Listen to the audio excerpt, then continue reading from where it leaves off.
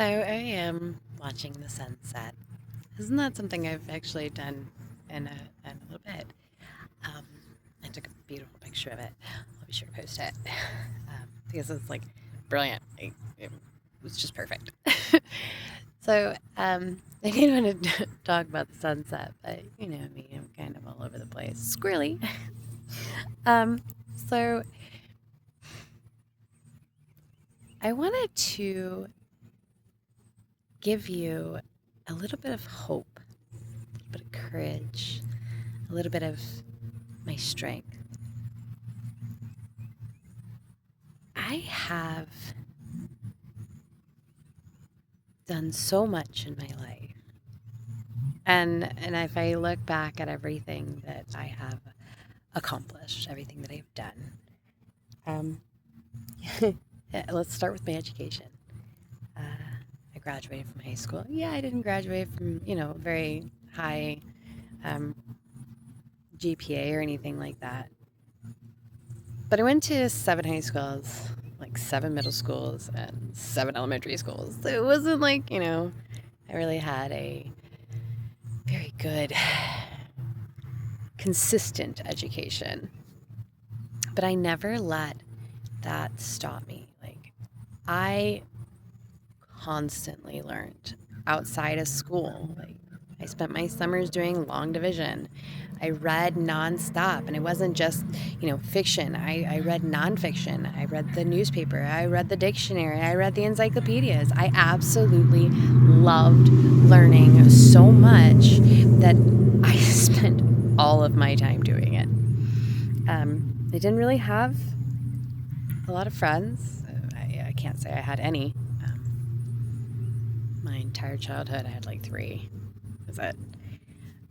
And they didn't last very long because, this was before cell phones and before internet. And so, like, I had a friend for like 6 months and then we'd move away and I never talked to them again. And so I didn't really have a lot of that until my freshman year. And my best friend, Chris, like, man, you've been my best friend for fucking years and trust you with everything. And I am super happy that I have that. But, like, I always focused on learning. They didn't understand how to talk to people. The children my own age didn't understand me. And adults really don't like having child friends. So I had a lot of adults that, like, pitied me and would have conversations with me. But for the most part, like, I had no idea how to talk to people. I actually went to therapy for that. I learned how to talk to people in therapy. And then I grew up. When I grew up, like, nothing felt right. Like, I had the opportunity to get into modeling and acting, but I knew at that time that had I taken the contracts I was offered, I would have been selling my soul because I did not agree with the company itself. And I absolutely love that the moon is right there. She's so beautiful. Anyway, so I didn't want to sell my soul, and I didn't. And so instead of chasing my childhood dreams of being an actress and a model and a singer, I went into the real world and I didn't know what to do. I didn't go to college. I just was kind of transient for a few years. And then, like, one thing led to another, and it kind of came to a place where I was like, I kind of got to grow up. And I'd never finished anything aside from high school in my life. So I was like, I got to do something that I'm kind of forced into sticking with. So I did. I went into the military. And I had a lot of, like, oh my gosh, I have video of the day I was at the airport in basic training. I was actually on the basic training video that they put out at the end of every week. Like, there's video of me at the airport, 23 years old, like, gray. I was so unhealthy, and, like, sickly, like, dark circles under my eyes. I had just gotten out of narcissistic relationship. Go figure. And then the one prior to that was just as bad. And the one prior to that was just as bad. And the one prior to that was like really, really bad. So like I was on this like major like downhill like. But basic training changed my life. I was one of 2 females that was able to successfully make it through the obstacle course, and I didn't have a speck of mud on me by the end of that, which was like amazing, like because I didn't fall into the pit. I did really good. I was really proud of myself, and I was one of 2 females in my flight that got Eagle. Eagle. Oh, on PT, I don't remember what it's called, but I got the Eagle award or whatever. And then I also got undergraduate. And man, I tell you what, like, and I got really sick 6 week of basic training. And so I was actually on fever flight, and I had a major that I didn't know pin my rack on me. And when she pinned that honor graduate badge on me, like I didn't know that I got honor graduate because I was in fever flight. And like, I cried. I was like, oh my gosh. And I didn't let any of the disappointment from earlier in my life, like, destroy that. I walked, or I should say I marched. I marched onto that parade field with so much pride in my heart. It was the very first time I was ever proud of myself, like, ever. Like, even being, like, the only one of my siblings that graduated high school, like, I wasn't even as proud of myself for that. Like, I was way more proud of myself for getting that honor graduate and being the perfect airman and becoming Air Force Barbie, like, no joke. And so, like, man, my Air Force career was, like, everything to me. I got 2 medals and I got so many like accolades and I was put into positions like higher than my rank and I was I was promoted like super fast. Like I loved my career. Did. Yeah. But you know what? It wasn't my path. And I wouldn't have strayed from that path if it weren't for the trauma. And the trauma knocked me down so hard, guys. Like, I lost everything that was good in my life, literally. I had my dream home on my dream property. I had my dream job. Yeah, my dream car. Like, I had everything. And then trauma hit, and I lost everything. One by one. It was so hard. And I honestly carried that pain with me until 2024, and I retired in 2016. So I carried that for a long time. But when I got out of the military, like something else called to me. Something that had called to me prior in my life when I was a teenager. Like I remember my very first psychology class. My teacher was amazing. He was walking around the classroom with a piece of chalk stuck in between his fingers, like putting it in his mouth every now and then. And he was like, so what do my actions tell you? I'm like, you're trying to pretend that you're a smoker, so we think you're a smoker. He's like, wow, you actually figured that out. I was like, yeah. Because I could tell he wasn't a smoker. I was already a smoker at that point, so I knew he wasn't a smoker. But he inspired me, and being in that class opened up a world that like I was kind of afraid of because like I'd been told like since I was 3 years old that I was crazy and I would never be normal and I would never have a normal life and I'd never be happy and I'd have to be on medication for my entire life. And that I would be exactly like my mother, and I would never be able to be a functioning member of society. And so, like, psychology scared me because I felt like it would prove that that was exactly true. But I was super in denial, and I'm still gonna tell you, like, I don't believe that shit. I don't. I have a degree in psychology, and I have been through the ringer. Yeah, I have PTSD. Yeah, I have a personality disorder. But these are not things that stick with you. These are things that you can heal from. These are things that you can heal from. Let's say that one more time because 3 is the magic number. These are things that you can heal from. The labels that they give us are more damaging than the mental health disorder itself. I promise you that. Because the more you believe these labels, the more you keep these labels on you, the more you excuse the behaviors. I'll say that again, the more you excuse the behaviors. I did it for years. I excused the outbursts, the inability to control my anger, the inability to stop myself from spiraling, the inability to pick myself up off the floor, the constant falling, the constant roller coaster. I excuse these things as a part of my life that would never change. And I allowed those labels to keep me trapped. I allowed those labels to be my prison. Now, after I lost everything, I went back to school.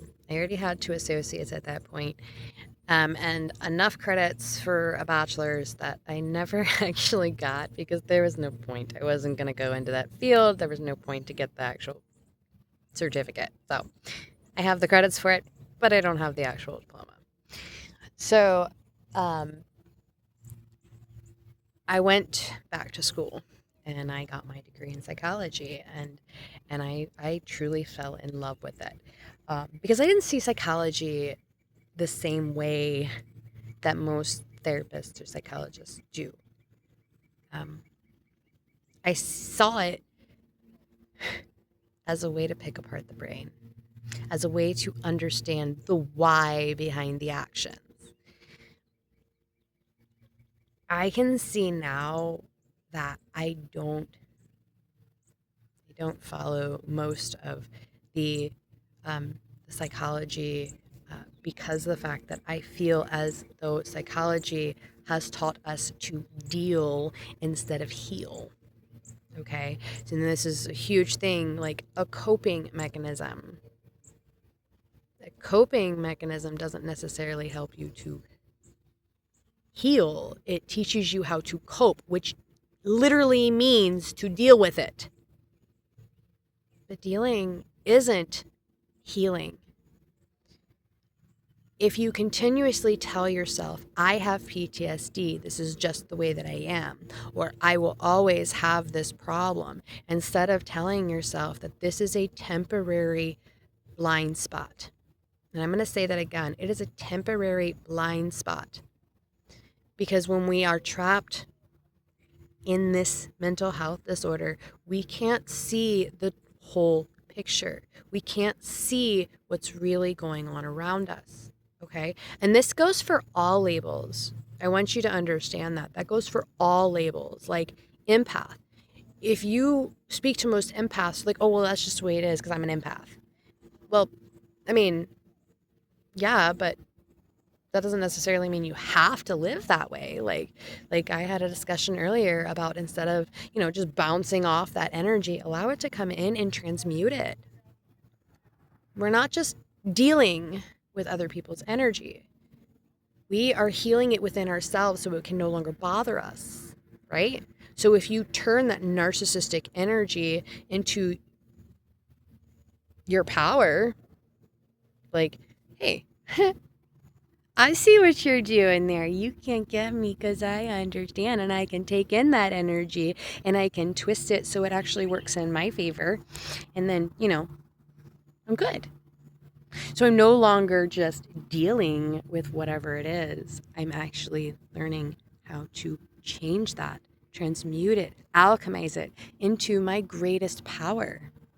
I actually feel really naked because I just realized I'm not wearing any of my crystals. That's crazy. Anyway, so After I finished my degree in psychology, I started working, after I finished my bachelor's in psychology, I started working for a community mental health facility. And I worked in the community. And oh my gosh, I really despised that job. It wasn't because I was helping.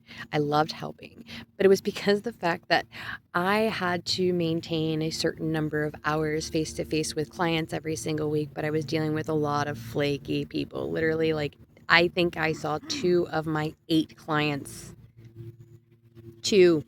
That was the only ones that would answer the door. I was outside of their house and they were inside. I could hear them and they wouldn't answer the door. And it's like, how am I supposed to maintain my hours if these people don't even want to deal with me? And so I spent all of my time with the 2 clients that would see me. And it worked. But unfortunately, I lost one of those clients. And I was very sad. And it was the first person that I lost when I was working in the mental health field. And it hit me very hard. It hit me very, very hard. And I did exactly what I have always done in my life, and I blamed myself. What could I have done better? What could I have done better? What could I have done more? Why didn't I help? Why didn't I help? I didn't help. But that was before I realized the key to life. Okay, so after that, I received the most wonderful opportunity of my life. It was like my dream job. And I even moved halfway across the country in order to have this job. And I started working in a drug facility, a drug treatment facility. And it was a Medicaid facility, so it was a low income, and that's exactly the population I wanted to work with. The ones that basically are, the most stubborn. I love a challenge. I love a challenge. So, and of course, I always have had such a bleeding heart for people who struggle, and I dove into that work. And then I let outside influences convince me that I should be making more money. And so I moved to a different facility. And don't get me wrong, I enjoyed that facility very much. And then they opened, it was actually a private facility, a private insurance facility. And they ended up opening their own Medicaid facility. And so I ended up getting to work in that facility. And oh my gosh, I absolutely loved it. It was overwhelming. It really was. I had like at one point 16 clients to myself while doing 4 groups a week, and all of the clinical stuff that had to be done as well, and then doing my clinical training and everything. So it was a little overwhelming, and I was doing my master's program at the same time. Silly me. So I was a salary employee, and I was spending 44 hours a week at work, and then coming home and spending as much time as I possibly could doing my master's program while still taking care of myself. I did have a hobby at that time, and I was spending every day I spent an hour doing that, and then I spent time in the gym, and so like I had no time, none, but I was taking care of myself. Not well enough. I was even journaling at the time and starting to try to meditate, which was not working for me at that time. The PTSD was like overrunning my life. By the time I lost my 7th client to addiction, I kind of fell apart. Okay, and then also my relationship started going downhill. Because of he was having personal issues and I was having personal issues, and he made the decision that I should go back into retirement, and we should go back to Indiana because I wasn't handling it very well. I was having pseudo seizures, like a lot, and my health was going downhill really fast, and so I went back into retirement. And then I had a failed business attempt. A couple of them. Look at 3. There's 3. There's 3 failed business attempts. My first attempt was, again, to save everyone, help everyone. But again, hadn't quite learned the key to life yet. Um, I was very rudimentary in my understanding of the universe and spirituality. And don't get me wrong, I am still not like, like, oh, I know everything. I'm a guru. I'm not. I'm still learning, and as I learn, you get to learn. Yay! Um, but I I did help. I did. And I gained a very, very, very dear friend. I love you, sweetie. You know exactly who you are. I gained a very dear friend through that business. And I may not have made a single dime. As a matter of fact, I spent quite a lot of money. Um, I may not have made a single dime in that business, but I learned so much. And then March of last year, um, the problems were piling up so bad, that it was finally a time of we need to, figure something else out. And my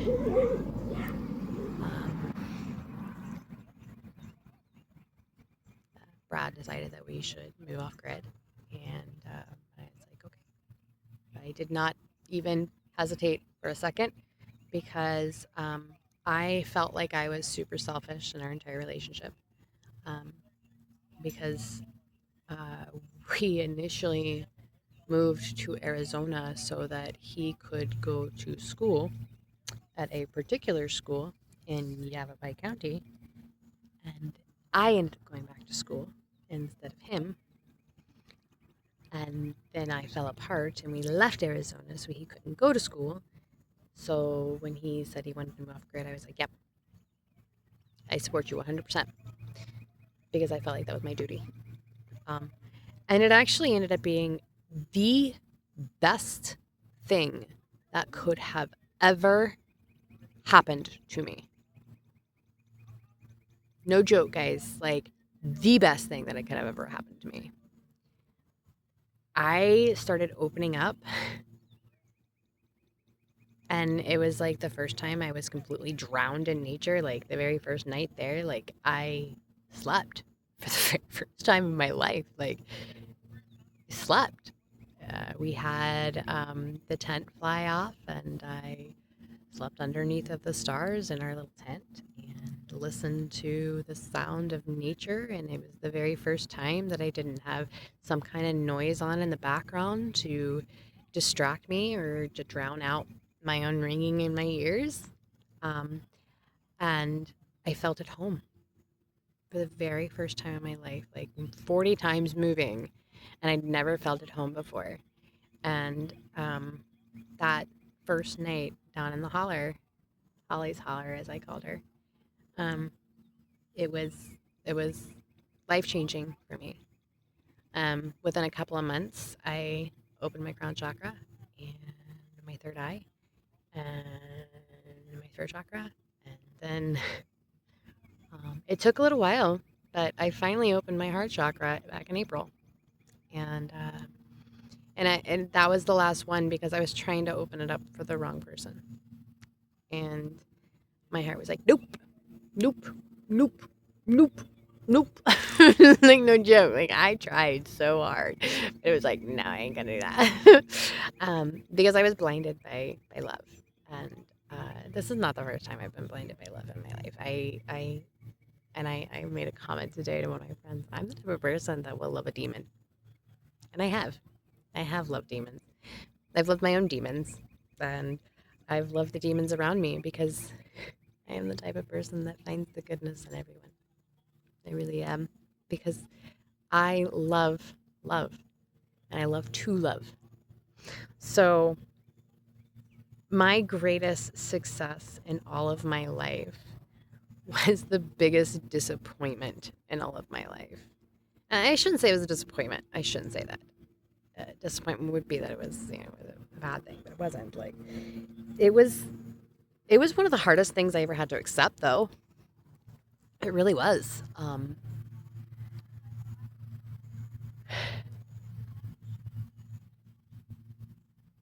And I have to say, like, for the people that got me here, got me to the place where I am now, where I am untouchable and unstoppable, thank you again. And I will thank you every single day. And I love every single one of you. But that does not mean that I need you in my life right now. I am rising. And if this bothers you, that's not my problem. That is yours. And I love you. And I thank you for everything that we have gone through together. And I really, truly do wish you the best. And I hope you are released from your depths. I hope that you find your light and that you learn how to transmute your darkness. I truly do hope this for you with all of my heart. I do not. And I told you when I left, I didn't want to see you drown. I couldn't handle it. I'd been watching it for 2 years. It was too painful. So I release you. And that, my friends, is my greatest success of all of my life. Releasing. Releasing all that is no longer in my best interest.